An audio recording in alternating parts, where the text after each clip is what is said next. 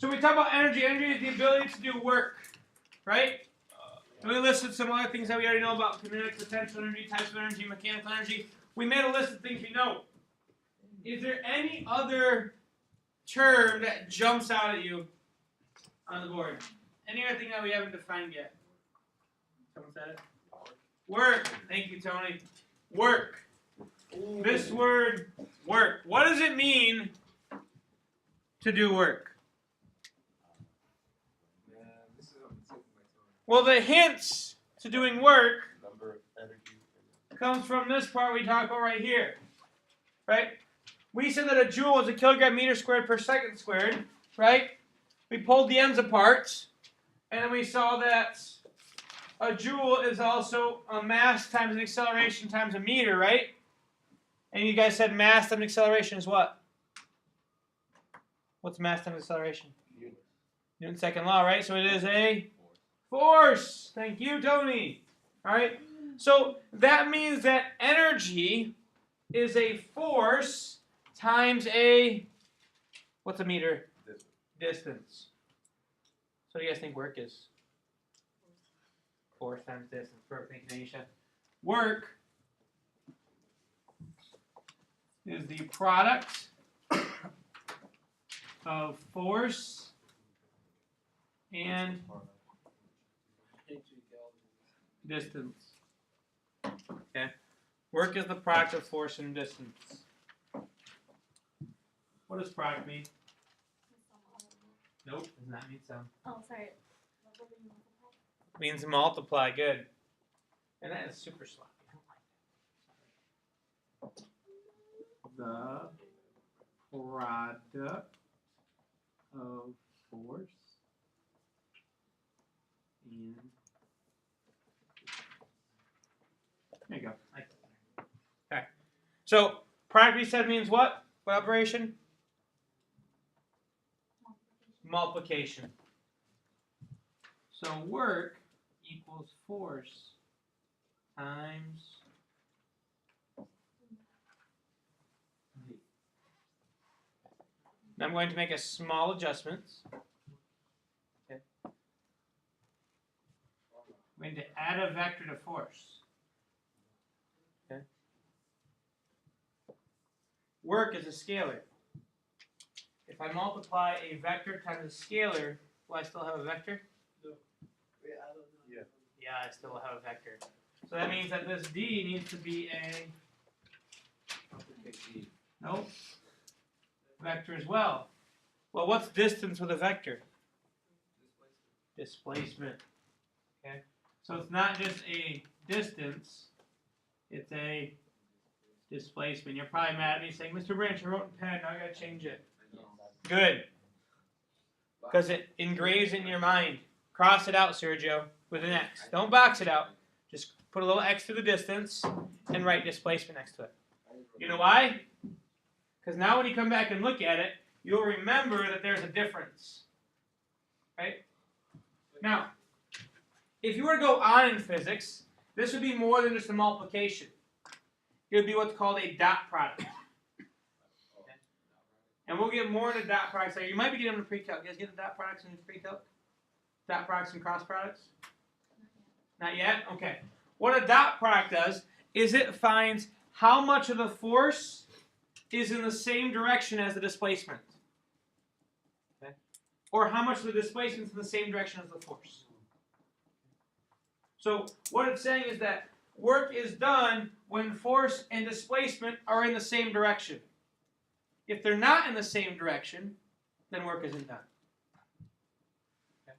So we'll put a little star right here and say that force and displacement must be in the same direction. Now we'll expand more on this later and show you how if they form angles, how we can figure out how much is in the same direction. Or if they're at angles, if there's any work that's actually done. But we'll go with that right now.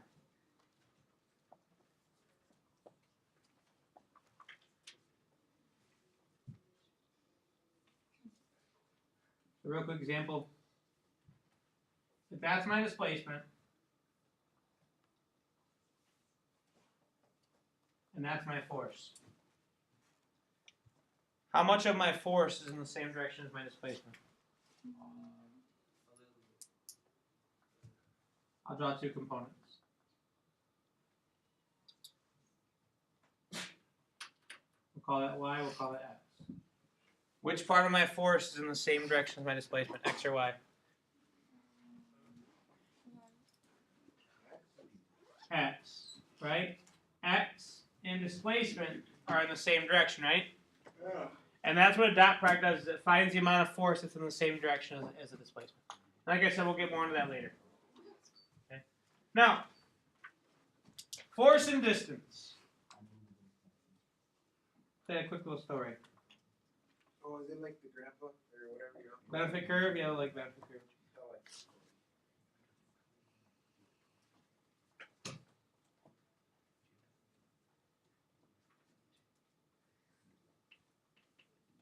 Okay, so what's that? It's a car. Man, you guys are so smart. We should play Pictionary sometime.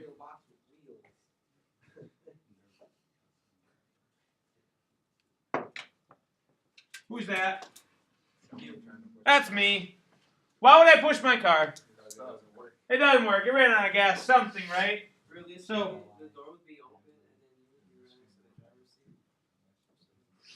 Yeah. Okay. You can too. We can assume that someone's there. We could go to the benefit curve example. Say my date's driving. I'm pushing the car. Bad night. All right. So I run out of gas. I'm pushing my car, right? Right? What do I do to the car? How do I get it to move? I apply a force, right? Which way is the force I apply? The direction I want the car to go, right? So I'm applying a force this way, right?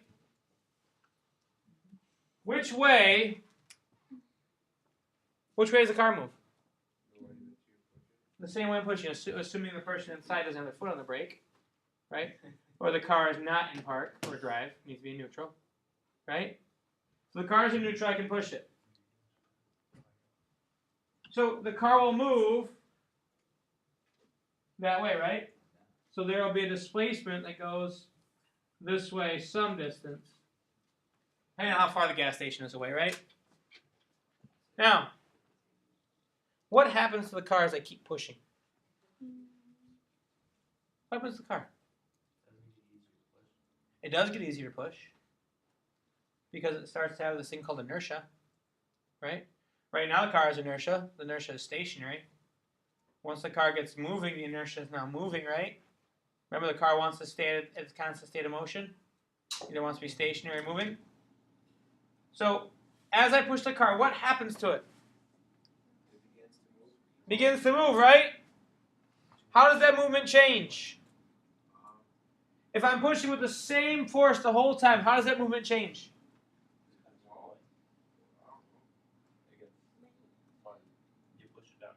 Okay, I'm going further, right? Let's assume level ground for this thought experiment.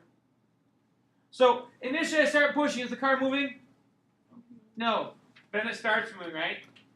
And I keep pushing. Same amount of force, right? What's going to happen to the car? It's going to start going faster, right? And faster, right?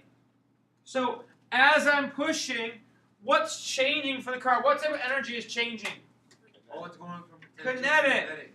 Oh, not from potential, because we don't really stored energy. No. Well, I can see what you're saying. It's going from chemically stored energy in the food that I ate to kinetic energy. Okay, good thought. Didn't think about that yet. So, but as we push, velocity increases, which causes kinetic energy to increase. Does that make sense? Yeah. So the work I'm doing is changing what? The energy. Okay. That's because work, besides just being an equation, which is how I present it to you, work is the change in energy. Work is changing energy? Work is change in energy. Kind of like how acceleration is the change in velocity. Velocity is the change in position. Work is the change in energy.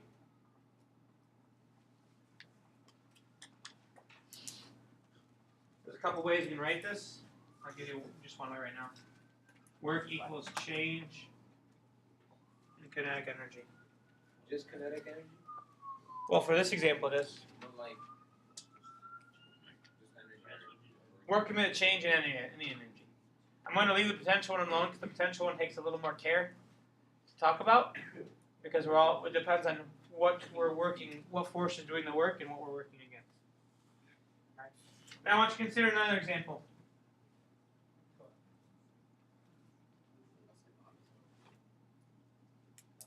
Second coolest book I own right there.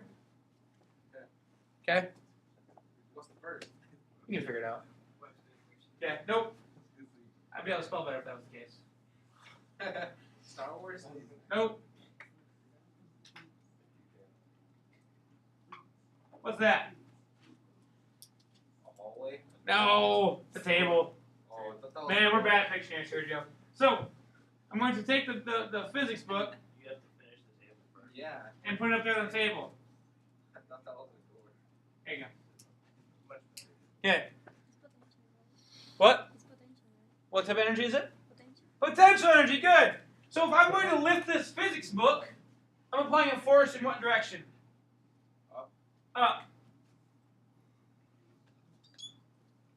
I'm applying a force upwards, right? If I lift the book at a constant speed, then that force upward is equal to the force of gravity. Right? We know that from Unit 3. Right? If I lift it at an increasing speed, that means that force upward is bigger than gravity. Right? But that way, there's a force upward over a displacement, right? Right? So am I doing work when I lift the physics book up? Yeah, I'm doing work. Okay. And that work is changing which energy? Potential, good. Okay. It increases the height, which increases potential energy. So the work we're doing is increasing potential energy. Does that make sense, guys? Yeah. You see how work can be considered, how work is a change in energy? I push a car, it increases velocity. I lift a book, it increases the height. Both of which are changing energies, different types of energy. Right? Does that make sense? I grab an electron, I bring it close to the nucleus of an atom. You can't do that. Yes, I can. I mean, I'm a teacher, I can do whatever I want. But there are some certain guidelines there. Alright. But if you grab an electron and bring it close to the center of an atom, you are also changing energy. But that's called electromagnetic potential. Actually, Ooh, I'm on fire. the electron would be attracted, so that would be very difficult. If I grabbed a proton and brought it near the nucleus of an atom, then I'm really doing some work. Okay? Depends on how close I put it there. It won't explode. But that proton will be ejected pretty fast once I let it go. Like a slingshot, sort of? Kinda. Keep thinking that way. Because a slingshot's the same idea. You pull a sling, it stretches, you're storing potential energy. You let it go, there it goes. Okay. All right, any questions about this? Any questions? You guys remember the work equation? Force times Displacement? displacement, good. Here you go. Mr. Branch applies a 0.8 Newton force to his 0.21 kilogram physics book while the book slides 2.2 meters. How much work is done on the book by Mr. Branch? You guys figure this out? Give it a shot.